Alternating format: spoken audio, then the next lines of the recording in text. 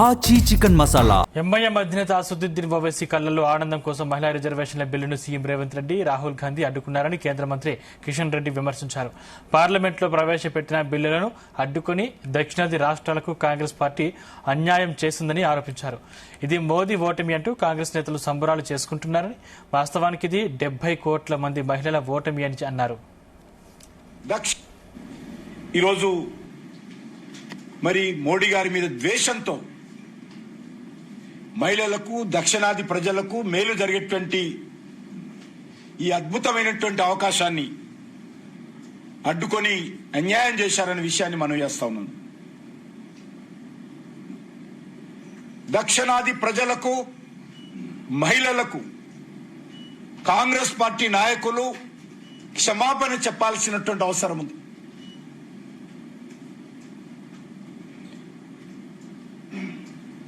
రాజకీయపరమైనటువంటి ద్వేషంతో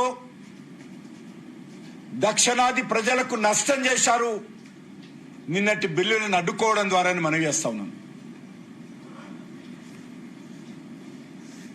ముఖ్యంగా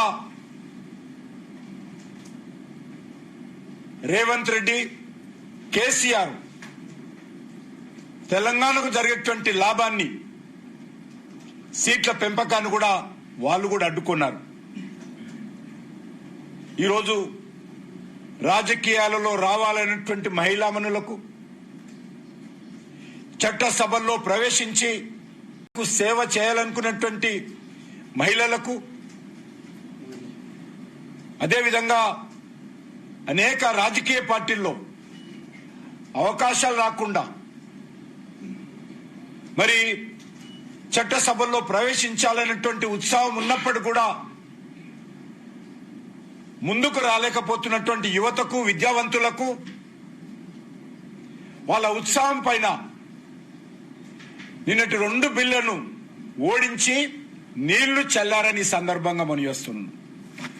వాళ్ళ భవిష్యత్తు పైన నీళ్లు చల్లారు. ఈరోజు అనేక మంది బడుగు బలహీన వర్గాల కుటుంబాల నుంచి వచ్చినటువంటి వాళ్ళు, మహిళలు కావచ్చు, యువత కావచ్చు, వర్తమాన రాజకీయాల్లో చేరినటువంటి వాళ్ళు కావచ్చు, వాళ్ళందరి యొక్క ఆకాంక్షలను మరి నిన్న బిల్లులు అడ్డుకోవడం ద్వారా